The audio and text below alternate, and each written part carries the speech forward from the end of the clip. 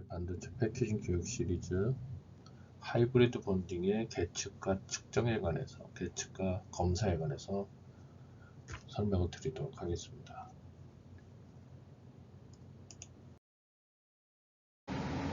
저는 인하대학교 금속 반도체 소재 및 첨단 제조 공정 연구실에서 근무하고 있습니다. 아래는 연락처와 제가 하는 일이 되겠습니다. 최근에 인하대가 75억 하이브리드 본딩 HBM 개발용 스택 장비 과제가 선정이 되었습니다. 그래서 LG전자하고 인하대 제가 이제 진행하게 되어 있고요. 정확한 제목은 산업 수요 연계 HBM 고성능 반도체 초고집적 하이브리드 본딩 스택 장비 혁신 제품형 기술 개발 사업이 선정되어서 이제 계약이 됐습니다. 그래서 전체 총 지원금은 75억이고 40개월 이내에 하이브리드 본딩 장비를 개발할 예정으로 있습니다.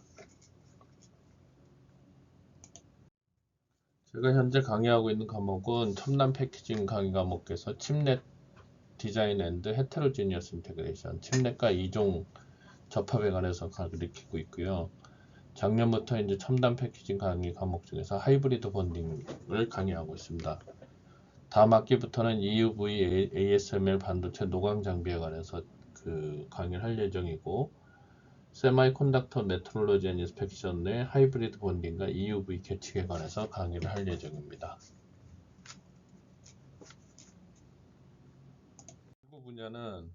연구 분야는 초정밀 나노 단위 구동 시스템과 광학 시스템으로 하이브리드 본딩과 EUV에 관해서 연구 중이고요. 경량화 및 진동 방지 3D 프린팅 부품, 10마이크로급 정전 및 차폐 및 디스플레이식 장비 개발, 피에조 일축 제트 개발 등을 수행하고 있습니다. 나노 단위 정밀제 및 광학 시스템 개발은 하이브리드 본딩의 정밀도가 이제 시대의 변화를 타서 거의 전공정 장비 수준으로 가고 있습니다. 그 전까지는 하이브리드 본드의 정밀도가 50에서 100나노미터 3시그마였는데 최근에는 25나노까지 가는 상황으로 가고 있고, ASML 트윈 스캔 정밀도는 1.6나노미터 3시그마 정도로 1나노급으로 바뀌고 있습니다. 그래서 이에 대한 기술적인 대책이 우리나라에도 현재 필요한 상황입니다. 이런 연구를 수행하다 보니까 기존의 하이브리드 본딩까지는 공기 중에서 하니까 대기압에서 하니까 이제 에어 베어링 같은 걸 사용할 수가 있었는데, 에어 베어링을 못 쓰는 진공에서 하는 ASML 장비 같은 경우는 진공에서 그냥 일반 빛의 굴절율이 공기 중에서 1나노미터 이상이 되니까 진공으로 할 수밖에 없습니다. 그러면 이 진공으로 가게 되면 에어 베어링을 못 쓰게 되니까 자기 베어링에 대한 연구를 수행하고 있고요. 이거에 나노에서 피코나노미터 제어를 연구 수행하고 있습니다. 그래서 이게 주로 쓰이는 것이 ASML의 EUV인데 거기에 AMB 적용 연구를 하고 있고, EUV의 웨이퍼 스테이지가 결국은 자기 베어링을 사용하는 게 되고 있고요. 그런 거에 대한 연구를 수행하고 있습니다. 하이브리드 본드에 대한 연구는 예전에는 하이브리드 본드에 대한 연구가 주였는데, 지금은 이제 하이브리드 본드를 넘어서 하이브리드 본드 개발이 거의 끝나가고 있습니다. 그래서 거기에 대한 연구를 하다 보니까 전공정하고 후공정, 하이브리드 본딩의 전공정, 후공정을 얘기하고 있습니다. 그래서 CMP의 CU 리세스나 이런 걸 측정하기엔 AFM PSI 복합 장비, IR을 PSI 방식으로 하는 장비, 그리고 그 후에 본딩 후에 측정하는 IR과 C3에 관한 연구, 그리고 기타 공정에 관한 연구를 수행하고 있습니다. 따라서 인하대는 현재 전체 하이브리드 본딩 공정 CMP 리세스 측정, 파티클, 다이싱, 그리고 플라즈마 클리닝, 본더, IR 오버레이 측정, 어닐링, C3 본딩 후 측정까지 하고 있고요. 그래서 각 회사에서 나오는 업체의 장비에 관해서 연구도 하고 있고, 국내 개발을 위한 공동 연구도 수행하고 있습니다. 계측의 경우도 그렇고, 결국 그래서 이걸 전체적으로 통합하는 전체 연구를 수행하고 있습니다. 인하대 하이브리드 본더는 현재 본드 내부 설계는 왼쪽 위와 같이 설계가 되고 있고요. 그리고 개발 환경은 ISO3 클래스 1에서 진행 중에 있습니다. 장비 설계는 웨이퍼 사이드하고 본더 사이드에 대한 장비의 설계를 진행 중에 있고, 하이브리드 본딩 장비 구현 및 테스트 장비를 구현하고 있습니다. 그래서 자체 본드 헤드, 광학계, 본드 헤드 설계 모듈을 모형을 3D 프린터로 찍어서 한번 테스트하고 있는 중에 있습니다. 하이브리드 본드에 대한 연구는 배시 장비가 현재 기술력이 가장 뛰어난 거로 여겨지고 있습니다. 그래서 배시 장비에 관해서 그 픽앤플레이스하고 광학계 본드 헤드에 관해서 연구를 수행하고 있습니다.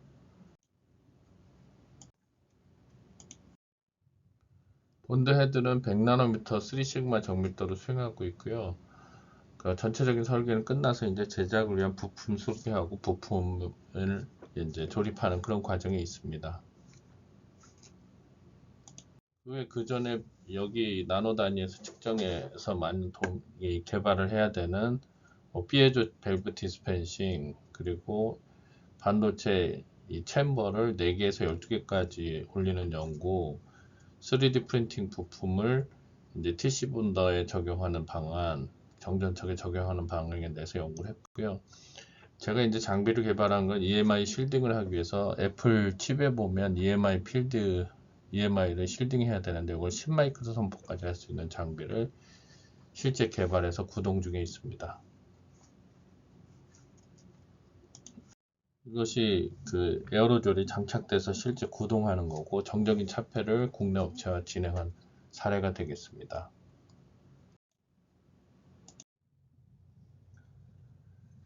제목은 Metrology and Inspection for Hybrid Bonding, 하이브리드 본딩에서의 계측과 측정에 관해서 설명을 드리도록 하겠습니다. 하이브리드 본딩에 대한 얘기는 많이 하고 있는데 유튜브에서 국내에서 첫 시도로 제가 녹화를 하는 것 같습니다.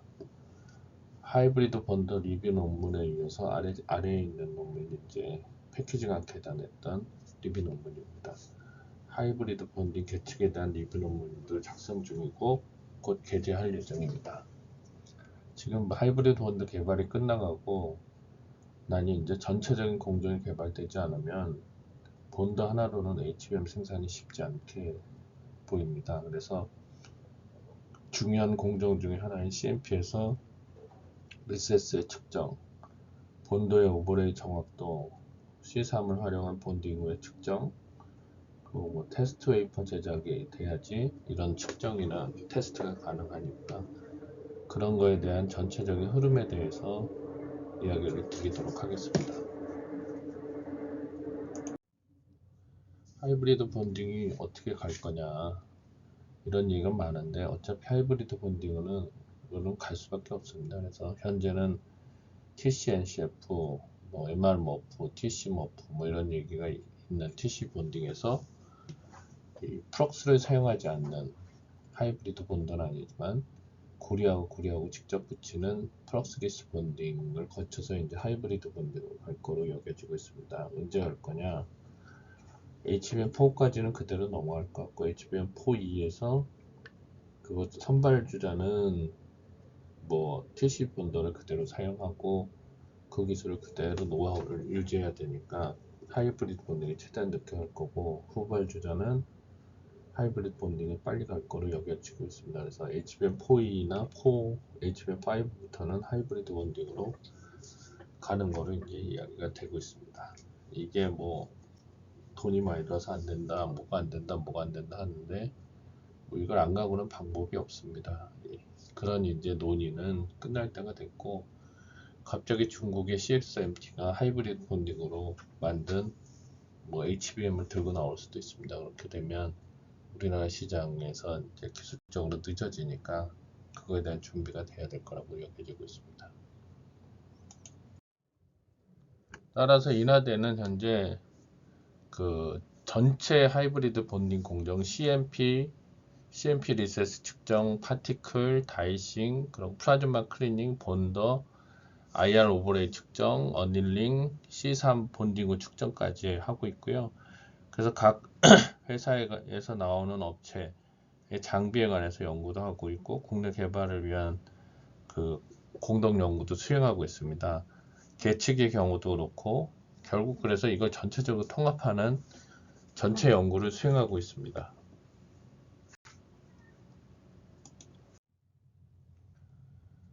하이브리드 펀딩의 리스크 앤 팩터로 봤을 때 이러이러한 문제점이 발생하는데 이거를 개선하려면 계측을 하고 측정을 해야 되는데 CMP 앤 디싱이라는 게 아까 이게 CMP 리세스이고 다이싱 크리언 리스 클리닝 파라미터 플라즈마 액티베이션 이런 거에 대한 측정이 이제 이루어질 되고 옵티마이즈드 본딩 지오메트리 뭐 이런 것들 그리고 본딩 프로세스 인더스트리얼 솔루션 이건 광학 솔루션을 얘기하고 있는 거고요. 인터그레이티드 프로세스 플로우 로우 파티클 인스펙션 이거는 파티클이 제일 중요하다는 거를 얘기하고 있습니다. 그리고 일렉트리컬 테스트는 가장 최종적으로 필요한 게 일렉트리컬 테스트니까 그에 대한 설명이고 그 칩에 본딩 돼 있는 게 오래가게 칩의 수명이 오래가게 하는 그런 것까지도 고려하게 되니까 인스펙션이 아주 중요한 이슈가 되고 있습니다. 하이브리드 본딩을 오래 하다 보니까 결국은 파티클 문제가 가장 중요하고 그 다음에 이제 디펙트의 문제가 최종적인 문제가 될 것 같습니다. 오른쪽에 1번 보시면 파티클 코드 보이드라고 해서 파티클이 결국은 보이드를 만들고 보이드를 만들면 이게 붙질 않죠. 그럼 불량이 나는 거고 4번의 미스얼라이먼트는 그 위아래 두 가지인데요. 저기 원형이 두 개, 원형 고리가 두 개 있는데 하나는 아래 거고 하나는 위에 거.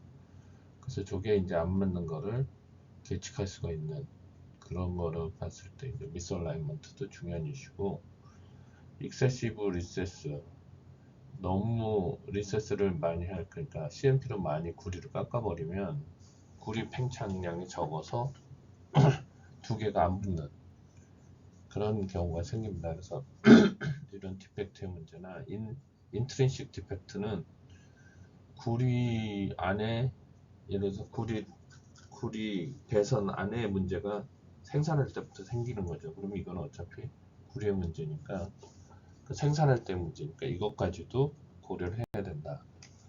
라는 게 이제 중요한데 결국은 파티클하고 디펙트의 문제로 비교될 거라고 보고 있습니다. 최종 생산 일들은 그렇게 되면 일괄적인 원스톱 솔루션으로 가야 되는데 여기서 뭐 DBWD, WB에서 다이본더, 와이어 본더를 하는데 결국은 MR 플립칩, 뭐 다이본더, 와이어 본더에서 이게 하나로 하이브리드 본더로 가겠죠. 그래서 이런 전체 일괄적인 그 과정이 하나의 솔루션에서 고려가 돼야 된다. 그리고 라인이 설치돼도 이런 식으로 하나의 솔루션으로 돼야 된다라는 게 이제 이해가 되겠습니다. 그럼 하이브리드 본더는 가운데 있는 것처럼 이런 류의 이제 일괄 시스템이 될 거고 배시하고 어플라이가 만든 시스템도 아래 볼 수가 있습니다. 그래서 다이본더를 하나 두고 메트롤로지 모듈을 두고 웨트하고 크린 그리고 플라즈마 액티베이션 그리고 오른쪽에 보시면 그 CMP 돼서 된 게 들어오게 하는 그런 구조로 될 거라고 보고 있습니다. 그래서 웨이퍼 레벨 리세스 디스피션은 CMP에서 들어온 거에 대한 모양이 되겠습니다. 그래서 이 CU 리세스라는 거는 다일렉하고 CU의 높이를 리세스라고 이제 얘기를 하고 있습니다. 그러면 이 웨이퍼 레벨에서 리세스를 체크하려면 이게 시간이 엄청나게 걸리는데 AFM의 경우 이거를 PSI하고 겸용을 해서 만들려는 과제가 이제 우리나라에서는 나왔고요. 이거에 대한 해결 방안을 찾고 있습니다. 이제 이 본딩 후에 오버레이가 어떻게 되는지 측정할 수가 있고 본딩 전에도 이제 오버레이를 측정할 수가 있습니다. 그리고 이게 다 끝나고 나면 파티클에 의해 가지고 깨끗한 표면이 됐는지를 C3으로 측정하는 이런 전체 시스템 하나의 라인, 생산 라인에 하나의 계측 시스템, 전체적인 계측 시스템이 들어가야 되는 일괄 생산 시스템으로 해야 된다는 게 이제 본드 개발이 어느 정도 끝나가니까 그런 생각이 들고 있습니다. 그래서 각 공정별에 대한 공정 스텝이 10개 정도의 스텝으로 프로세스에서 볼 수가 있고요. 그 다음에 프로세스 툴로 해서 이제 장비는 뭘 쓸 거냐, CMP 툴로 뭘 할 거고, 다이 플래너이제이션은 어떻게 할 건지, 그리고 서피스 액티베이션은 어떻게 할 건지, 그리고 클리닝, 그리고 실제 본딩, 그리고 로우 템퍼러처 본딩, 뭐 이런 일련의 과정을 어떻게 할 거고, 거기에 대한 파라미터가 뭐가 있고, 그리고 메트롤로지는 뭘 이제 측정하는지, 이거에 대한 실제 상황을 하나하나씩 검토해 보도록 하겠습니다. 이 자료는 인하대가 직접 만든 거고 우리 학생이 전체적으로 정리를 해왔습니다. 그래서 이런 식의 어떤 전체적인 흐름 파악이 안 되면 본드 하나 5번 정도에 있는 본드 하나 5, 6번이 본딩인데 이런 고기만 해서는 전체적으로 제품이 안 나오게 되니까 메트롤로지하고 인스펙션에 대해서 여러분이 그리고 공정까지 전체적인 흐름 파악이 되는 게 지금 중요한 상황입니다. 하이브리드 본딩 주요 이슈별 장면인데 오버레이는 오버레이 메트롤로지나 자체적인 그 광학 시스템으로 볼 수가 있고 본딩 인터페이스 디펙트는 웨이퍼 인스펙션이나 플라즈마 다이싱 후에 뭐가 있는지를 측정하면 되는 거고 서피스 토폴로지는 아까 얘기한 CMP 토폴로지를 PSI 메트롤로지나 스캐터로메트리로 이제 측정하는 그런 방식으로 있고 그리고 패터닝 메소드는 실제 웨이퍼에다 패턴을 그려서 스캐닝해서 이제 체크하는 거고 다이 워페이지는 마이크로 범프에서는 6에서 100 마이크로미터인데 하이브리드 본딩에서는 10에서 20 마이크로 근데 이게 본더의 피치가 작아지니까 이게 중요한 이슈가 되고 있습니다. 제너럴 메트롤로지 리콰이어먼트 이제 측정 생각을 해봤습니다. 그래서 CMP 요 표도 우리가 만든 건데 CMP 러프니스하고 CU 리세스 컨트롤을 유니폼하게 이제 했을 때 어떤 장비 쓰냐 최근의 경향은 이제 AFM하고 PSI를 쓰게 되고 카퍼 패더 토포그래피는 SPM이나 APM을 쓰는데 이게 속도가 느려서 이런 거는 생각을 해봐야 됩니다. 그리고 다이 싱글레이션 했을 때 이 파티클이나 이런 걸 어떻게 정리하느냐 그리고 포스트 다이싱 한 후에 클리닝을 어떻게 하고 그걸 어떻게 측정하느냐가 중요하고 플라즈마 액티베이션 했을 때 이게 결국은 하이브리드 본드는 본더하고 본더 사이 그러니까 다이렉 간의 본딩이기 때문에 이거에 대한 측정 방식도 여러분이 스타디를 해야 됩니다. 이게 결국 본드의 파워를 나타내는 거니까요. 그 D2W, W2W 본딩에서 이제 얼라이먼트 애큐레시하고 오버레이 그리고 클린리스를 어떻게 측정하는지 그리고 포스트 본드 어닐링 했을 때 그 측정 방식 이건 주로 C3 이런 거 쓰죠. 그 외에 여러 가지 부가적인 측정을 하는 방법에 대해서 쭉 써놓은 게 되겠습니다. 다이 클린리스도 조명에 따라서 이 다이의 클리닝 한 거를 찾아야 되는 것도 있고요. 그리고 플레이스먼트 에러도 전체적인 웨이퍼 레벨에서도 측정할 수가 있는 그런 게 있습니다. 하이브리드 본딩에서 여기 보시면 CU 리셋이라는 게 이 본딩 패드하고 그 다음에 SiO2를 어떤 식으로 이제 깎아내느냐 했을 때 이 사이의 간극이 CU 리셋이라고 할 수가 있고 이게 전체적으로 어떻게 구성되어 있는지를 측정하는 게 중요한 이슈 중에 하나입니다. 현재는 뭐 이것 때문에 잘 안 된다고 하는데 이것 때문에 안 되면 이거를 고치면 되는 거고요. 그리고 이거는 본딩하고 관련은 없지만 전체적인 수율에 영향을 주니까 체크하는 게 중요한 이슈가 되겠습니다. AFM에서 PSI 하는데 AFM하고 PSI가 같이 되는 장비를 쓸 것 같고, AFM으로 본딩 서피스 캐릭터라이제이션 하면 이거 자체가 측정하기가 쉽지가 않습니다. 근데 뭐 이제는 측정하는 건 기본이 됐고요. 또 여기 AFM하고 PSI 얘기가 왜 같이 나오냐면은 인터페로메트인데, AFM의 그 8mm 웨이퍼, 그러니까 8mm가 아니라 200mm 웨이퍼를 측정하면 AFM으로 하면 5년 걸립니다. 근데 PSI로는 하루 정도면 측정이 되니까 이거를 같이 사용하는 방식.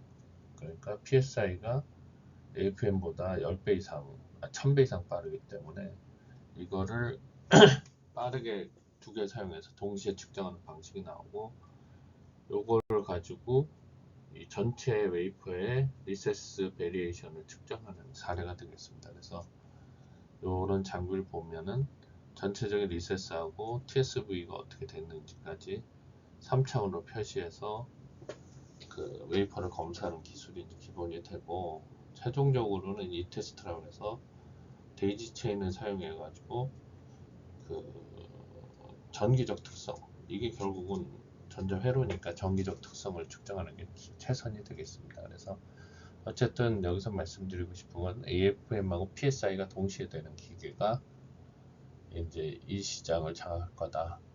그리고 이런 방식으로 측정한다라는 거를 아시면 될 것 같고, 이게 잘 측정되고 관리가 돼야지만 하이브리드 본딩에도 잘 보게 되겠죠.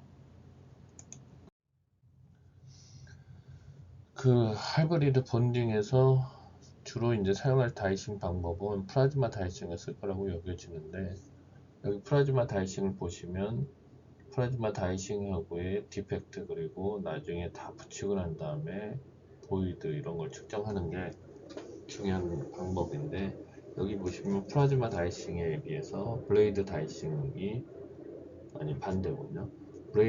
브레이드 다이싱에 비해서 플라즈마 다이싱이 보이드가 없는 것을 보여주는 내용이 되고 있습니다. 그래서 하이브리드 본딩은 플라즈마 다이싱 쪽으로 갈 것 같은데, 가고 있는데, 그거에 대한 측정 방식에 대한 설명이 되겠습니다. 전공정에서 문제 발생될 것은 서피스 러프니스하고 CU 리세스에 관한 CMP에 대한 내용이고, CMP를 했을 때 어떤 정도로 이제 측정을 하고 관리를 해야 되는지에 대한 설명이고요. 그 다이싱 했을 때 어떤 식의 이제 문제가 발생하는지, 이거에 결국은 그 엣지나 또는 그 파티클의 문제가 되겠죠. 그래서 어떤 방식, 메케니컬 소잉을 할 거냐, 레이저 스테이스 다이싱을 할 거냐, 플라즈마 다이싱을 할 거냐 하는데, 플라즈마 다이싱 쪽으로 가고 있고, 그 다이를 테이프에 붙여가지고 이동하는데, 이 테이프 프로세싱 할 때 여러 가지 문제가 생길 수가 있습니다. 그래서 이런 거에 대한 그 해결 방안이 뭔지에 대해서 여러분이 전체적으로 고려를 해야 된다. 그 다음에 본딩 에너지를 분석해야 되는데, 하이브리드 본더로 붙이고 나면 어떤 게 붙냐면은, 뭐가 붙겠나요? 그 다이렉이 붙는데, 이 다이렉이 붙었을 때 이 본더 에너지가 결국은 얼마나 잘 붙었는지를 설명하게 되거든요. 그래서 여기 보면 SI 웨이퍼하고 SI 웨이퍼 붙었을 때 이걸 측정하는 공식이 되고, 이 측정을 통해서 결국은 본딩이 얼마나 잘 붙었는지를 측정하게 되는 거죠. 근데 이게 본도의 문제뿐만 아니라 플라즈마 액티베이션의 문제가 크죠. 그래서 이제 플라즈마 액티베이션과 잘 고려된 본딩이 중요한 이슈가 되고, 그거에 대한 측정이 중요하게 되고 있습니다. 얼라이먼트에 관한 건데, 이건 EVG 자료입니다. EVG의 특허이기도 하고요. 그래서 로테이션 에러라는 거 하고 트랜슬레이션 에러는 기본적인데, 런아웃 에러가 생겼을 때 이걸 어떻게 체크하느냐, 이런 게 이제 문제가 되죠. 그래서 전체 토탈 에러는 얼라이먼트, 스케일링, 디스토션에 대한 에러가 다 고려돼야 된다 라는 게 이제 하이브리드 본딩의 중요한 이슈가 됩니다. 이게 접합된 재료의 플레이스먼트 에러를 측정할 때는 IR을 통해서 이게 환영 구조가 두 개 있는데 위에 아래 두 개를 측정하는 예를 보여주고 있습니다. 그래서 그 50배 분해능으로 해서 0.04 4픽셀 마이크로미터 퍼 픽셀 50배 분해능으로 해서 이제 측정한 예가 되겠습니다. 플레이스먼트 애큐리시는 배치 정확도로 이것도 IR을 통해 가지고 500나노에 몇 개가 들어오고 타겟 스펙 200나노에 몇 개가 들어오는지를 보여주는 예가 되겠습니다. 수스마이크로텍 MM300을 통해 가지고 그 플레이스먼트 아니 오버레이를 측정하는 사례가 되겠습니다. 그래서 이런 측정이 아주 중요한 이슈가 되고 있습니다. 원일링하고 난 후에 이제 보호층이 있는 경우에는 잘 안 붙고 없던 경우에 보호층이 있는 경우에 잘 붙는 경우를 보여주고 있습니다. 이거는 C3을 통해서 테스트하는 그런 사례가 되겠습니다. 보호층이 있다는 거는 구리가 산화가 안 되게 하는 건데 산화가 안 되게 했을 경우에 이제 성능이 우수한 거를 볼 수 있습니다. 이걸 잘하는 업체 중에 하나가 코비스라는 회사인데 이게 SK 하이닉스에서 납품을 하고 실제 우리나라에서 HBM 검사에서 중요한 위치를 차지할 거라고 여겨지고 있습니다.